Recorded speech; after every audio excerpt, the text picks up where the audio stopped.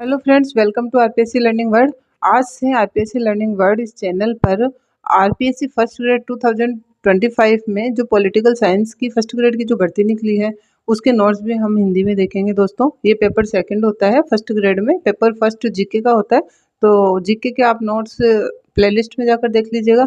ये paper second होता है पॉलिटिकल साइंस का, राजनीति विज्ञान का। इसके नोट्स हम सिलेबस के अकॉर्डिंग देखेंगे।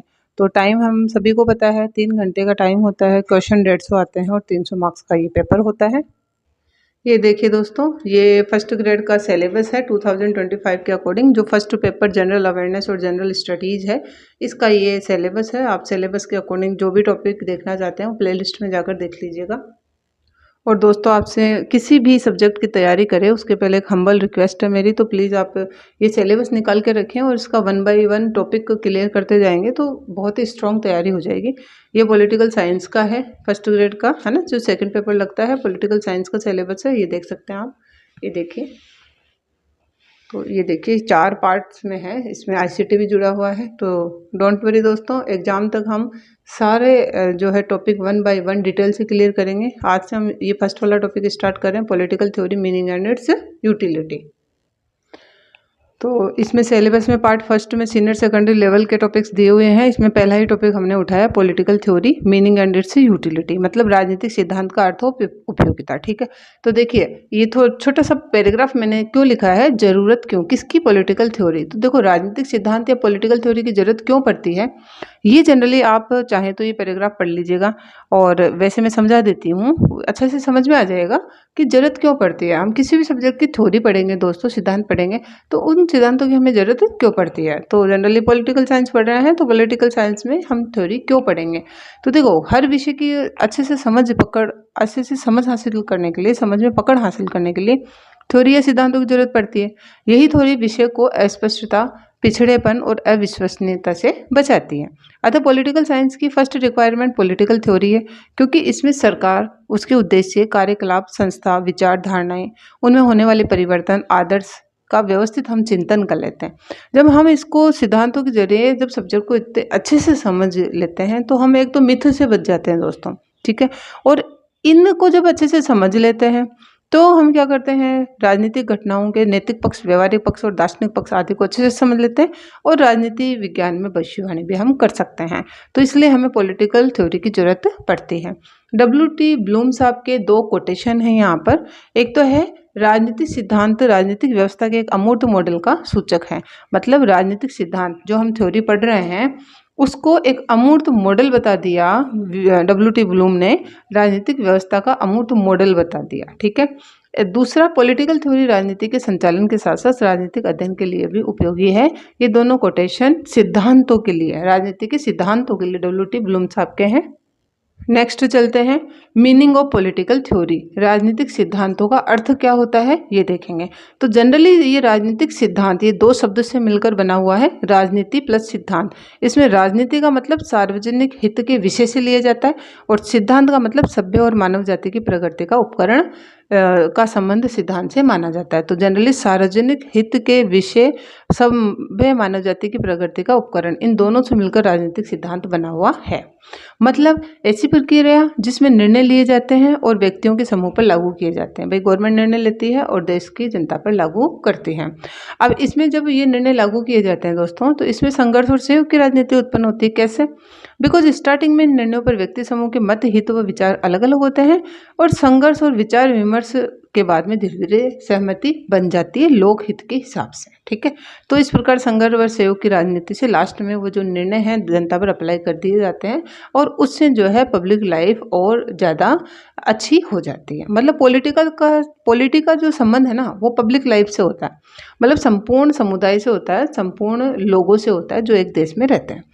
पब्लिक लाइफ को बेटर बनाने के लिए पॉलिटिकल अरेंजमेंट या राजनीतिक प्रबंधन भी किया जाता है, राजनीतिक संस्थाएं भी बनाई जाती हैं।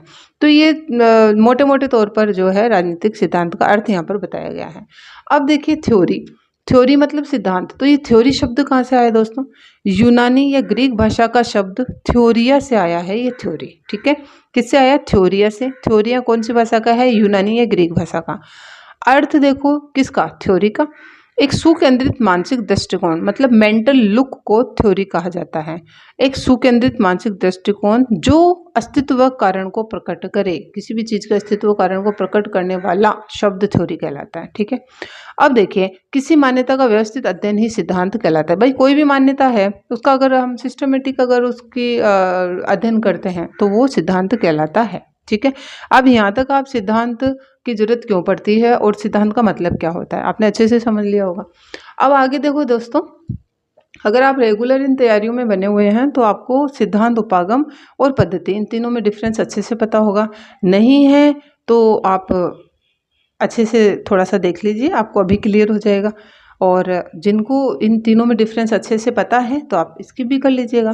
तो देखिए दोस्तों, सिद्धांत, उपागम और पद्धति। सिद्धांत तो हम भली भांति से पढ़ रहे हैं, समझ गए होंगे आप थ्योरी का क्या मतलब होता है। मतलब निश्चित व क्रमबद्ध नियमों का समूह होता है या व्यवस्थित अध्ययन करना, साइंटिफिक तरीके से नियमबद्ध नियमों और क्रमबद्ध अध्ययन से जो भी हम व्याख्या या निष्कर्ष निकालते हैं वो सिद्धांत कहलाते हैं। ठीक है, अब उपागम या पद्धति किसे कहते हैं, तो देखो उपागम या अप्रोच कहते हैं, पद्धति या मेथड। तो पद्धति या मेथड अध्ययन की टेक्निक, तरीका या विधि को पद्धति या मेथड कहते हैं। ठीक है, खोज का एक तरीका वो भी मेथड ही कहलाता है, जैसे ऐतिहासिक पद्धति, वैज्ञानिक पद्धति, दार्शनिक पद्धति, तुलनात्मक पद्धति।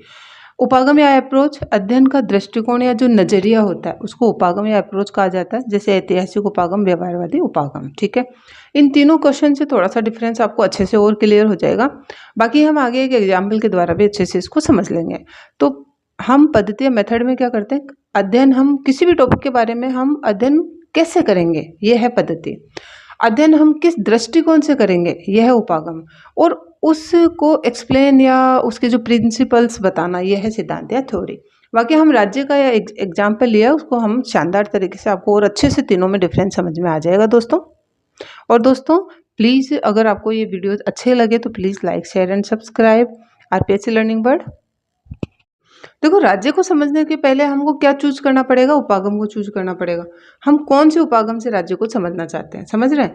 मतलब आप राज्य को किस नजरिए से, किस दृष्टिकोण से समझना चाहते हैं। जैसे संस्थागत उपागम से जोड़ के हम देखेंगे तो राज्य को केवल संविधान, सरकार या संस्थाओं से जोड़कर देखना।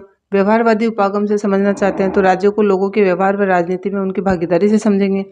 और उसके बाद में मार्क्सवादी उपागम से समझना चाहते हैं तो राज्य को अमीर वर्ग पूंजीपति का औजार मानकर समझेंगे। तो समझ गए आप। तो राज्य को समझने के लिए हम कौन सा दृष्टिकोण, कौन सा अप्रोच यूज कर रहे हैं वो देखेंगे।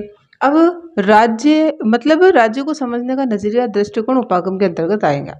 उपागम को चूज करने के बाद में हम मेथड चूज करेंगे कि हम किस मेथड से राज्य को समझना चाहेंगे। राज्य को पढ़ने का तरीका है ना, हम राज्य का अध्ययन अलग अलग तरीकों से कर सकते हैं। जैसे ऐतिहासिक पद्धति, ये देखना कि राज्य की उत्पत्ति प्राचीन, मध्यकाल, आधुनिक काल में कैसे हुई। तुलनात्मक पद्धति, भारत राज्य की तुलना अमेरिका व चीन से करना, ऐसे समझेंगे। फिर अनुभवजन्य पद्धति से भी कर सकते हैं हम, जैसे सर्वे करके पता लगाएंगे कि लोग राज्य में कितने संतुष्ट हैं। तो इस प्रकार हम राज्य को जो है राज्य को पढ़ने का जो तरीका अपनाएंगे वो पद्धति के अंतर्गत आ गया। फिर थ्योरी तो है ही, ठीक है, तो राज्य के बारे में व्याख्या कर देंगे। जैसे दैवीय सिद्धांत, राज्य भगवान ने बनाया। सामाजिक अनुबंध, राज्य लोगों ने सामाजिक समझौते से बना। बल सिद्धांत, बल के द्वारा, सत्ता के द्वारा जो है इसका राज्य का विकास हुआ, स्थापना हुई। ठीक है, तो ये था तीनों में डिफरेंस। मतलब हम जनरली क्या समझे कि पद्धति में हम देखेंगे हाउ टू स्टडी, स्टडी कैसे करें। अप्रोच या उपागम में हम देखेंगे फ्रॉम विच एंगल टू सी, आपका देखने का नजरिया, विच एंगल टू सी, ये इसमें आएगा उपागम या अप्रोच में। और थ्योरी में व्हाट एक्सप्लेनेशन इज गिवन, आप इसकी कैसी व्याख्या करेंगे। ठीक है, मतलब सबसे पहले उपागम या अप्रोच सेलेक्ट करेंगे, बाद में उसके अनुसार मेथड या पद्धति सेलेक्ट करेंगे। जैसे हम राज्य को किस दृष्टिकोण या नजर से देखेंगे और उसी दृष्टिकोण को साबित करने के लिए हम किस मेथड का प्रयोग करेंगे, और लास्ट में इसका एक्सप्लेनेशन है ही। तो दोस्तों ये पार्ट फर्स्ट था पॉलिटिकल साइंस का। तो कैसा लगा प्लीज़ आप ज़रूर कमेंट करके ज़रूर बताएं। और अगर वीडियो अच्छा लगता है, यूज़फुल लगता है तो please like, share and subscribe RPSC learning word. Thank you so much.